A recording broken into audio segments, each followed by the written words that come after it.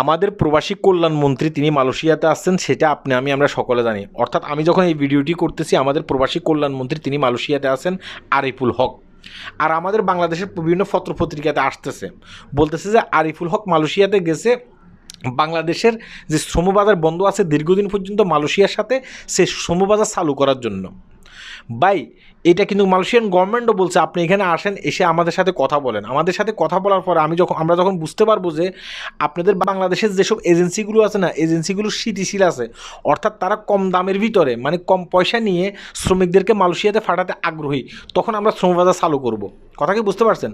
এখন সকল দেশের সাথে মানে মালয়েশিয়া শ্রমবাজার চালু আছে, যেমন পাকিস্তানের সাথে চালু আছে, ভারতের সাথে চালু আছে, তারপর মায়ানমার সাথে চালু আছে, তারপর এটাকে কি বলে নেপালের সাথে চালু আছে। শুধুমাত্র বাংলাদেশের সাথে চালু নেই। কারণ কেন চালু নেই? সিন্ডিকেটের কারণে চালু নেই। এখন তিনি এখানে আসছেন শ্রমবাজার চালু করার জন্য। এটা কিন্তু আমাদের বাংলাদেশের বিভিন্ন পত্রপত্রিকাতেও আসতেছে।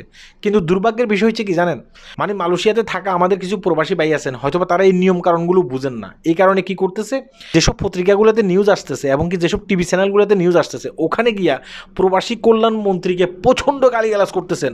তিনি এখানে কেন আসতেছেন? বন্ধ থাকা শ্রমবাজার চালু করার জন্য আসতেছেন। তিনি কেন বন্ধ থাকা শ্রমবাজার চালু করার জন্য রিকোয়েস্ট করতেছেন? আমরা তারা এখানে অবৈধ প্রবাসী আছি, আমাদেরকে কেন বৈধ করার সুযোগ দিচ্ছে না? তিনি কেন এই কথাগুলো এখানে এসে বলবেন না? এই রিকোয়েস্টটা এখানে এসে বলবেন না? এগুলো বললেই তো হয়। তাহলে দেখা গেছে কি মালয়েশিয়ান যারা অবৈধ প্রবাসী আছে, মানে বাংলাদেশি, তাদেরকে বৈধ করার সুযোগ দেয়। মানে একজন এক এক মন্তব্য করতেছে এখানে গিয়া, আর এক যে গালি দিচ্ছে, একটা গালির মানে কিলো হবে কত, 50 থেকে 70 কিলো, একটা গালির কিলো। কথা কি বুঝতে পারছেন? কারণ এদের অজ্ঞতার কারণে এরা কি করছে, ওখানে গিয়ে গালি দিচ্ছে। ভাই, আমার কথাগুলো একটু মন দিয়ে শুনবেন। মালয়েশিয়াতে যারা অবৈধ প্রবাসী আছেন, তারা যে কত কষ্টে আছেন সেটা আমি তো জানি, কারণ আমি তো মালয়েশিয়াতে থাকি, তাই না? আমি জানি তারা কত কষ্টে আছেন, ঠিক আছে? কারণ তাদের সাথে প্রতিনিয়ত আমার উঠা বসা হয়, কথা হয়, তারা কীভাবে মানে কষ্ট করতেছেন মালয়েশিয়াতে। কিন্তু তারপরেও আপনি যে ওখানে গিয়ে গালি দিচ্ছেন, আনলিগেল গালি দিচ্ছেন, আপনি জানেন না, আপনার জানার আগ্রহ নাই, আপনি অজ্ঞ, আপনি বেকুব। এই কারণে আপনি কী করতেছেন, ওই মেসেজ মানে এই কমেন্ট বক্সগুলোতে গিয়ে গালি দিচ্ছেন। কথাগুলো একটু মন দিয়ে শুনবেন। যদি মালয়েশিয়াতে অবৈধ লোকদেরকে বৈধ করার সুযোগ দেয়, তাহলে শুধুমাত্র কি বাংলাদেশিদেরকে বৈধ করার সুযোগ দেবে? না। যদি সুযোগ দেয়, সকল দেশের নাগরিকদেরকে বৈধ করার সুযোগ দেবে। আমি কেন কথাগুলো বলতেছি, কারণ এখানে ভারতের লোক অবৈধ আছে, বাংলাদেশের লোক অবৈধ আছে, পাকিস্তানের লোক অবৈধ আছে, নেপালের লোক অবৈধ আছে, আনাদার আরও অনেক কান্ট্রির লোক এখানে অবৈধ আছে।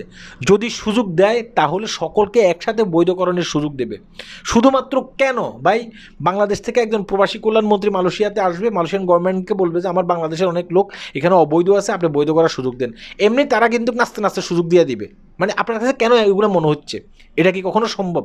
তাহলে যে আপনি যে মানে ফাও গালিটা দিচ্ছেন, কোনো কিছু না জেনে গালিটা দিচ্ছেন, গালিটা তো মানে রিটার্ন আবার আপনার গায়ের উপরে আসে পড়তেছে।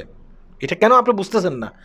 এখানে যদি সুযোগ দেয়, কোনো একটা দেশের গভর্নমেন্ট এসে রিকোয়েস্ট করা লাগবে না, মানে বাংলাদেশের কোনো গভর্নমেন্ট মানে সরকার এসে এখানে রিকোয়েস্ট করা লাগবে না, বাংলাদেশের কোনো মন্ত্রী এসে এখানে রিকোয়েস্ট করা লাগবে না। যদি সুযোগ দেয়, এমনি সুযোগ দেবে। কথা কি বুঝতে পারছেন? এখানে রিকোয়েস্টের কোনো কিছু না। কিন্তু বাংলাদেশের শ্রমবাজার চালু করবে, কেন চালু করবে? কারণ শুধুমাত্র সকল দেশের সাথে শ্রমবাজার খোলা আছে, শুধুমাত্র বাংলাদেশিদের সাথে শ্রমবাজার বন্ধ আছে। এই কারণে বাংলাদেশের শ্রমবাজার চালু করার জন্য তিনি এখানে আসছেন। আমি তার দালালি করতেছি না, আমি যেটা সত্য সেটা বলতেছি। আপনি যদি না বুঝে থাকেন, সেটা আপনার অজ্ঞতা, সেটা আপনি বেকুব, ঠিক আছে? তাই এসে গালিগালাজ করবেন না, আগে নিজের বিবেক বুদ্ধি খাটিয়ে চিন্তা ভাবনা করবেন আসলে এই জায়গায় কি কথাগুলো খাটে কি না। আসলে কি তিনি আসার পরে তিনি রিকোয়েস্ট করলে বৈধ থাকা মানে যারা অবৈধ আছেন তাদেরকে বৈধতার সুযোগ দেবে কি না, চিন্তা ভাবনা করে কথা বলবেন। আপনি গালিগালাজ দিচ্ছেন, এই যে আপনি যে গালিটা দিচ্ছেন, আপনার সাথে যদি অন্য কারো ফ্রেন্ড থাকে, মানে আপনার আত্মীয় স্বজন কারো ফ্রেন্ড থাকে, সে কিন্তু দেখবে যে আপনি কমেন্ট বক্সে গিয়ে কী গালিটা দিচ্ছেন, তখন সে আপনাকে বেকুব বানাবে। কেন বেকুব বানাবে?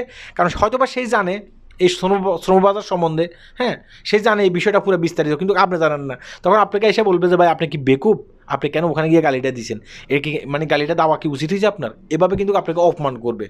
আপনি হয়তো বা বুঝতেছেন না, তাই না? কিন্তু এটাই সত্য।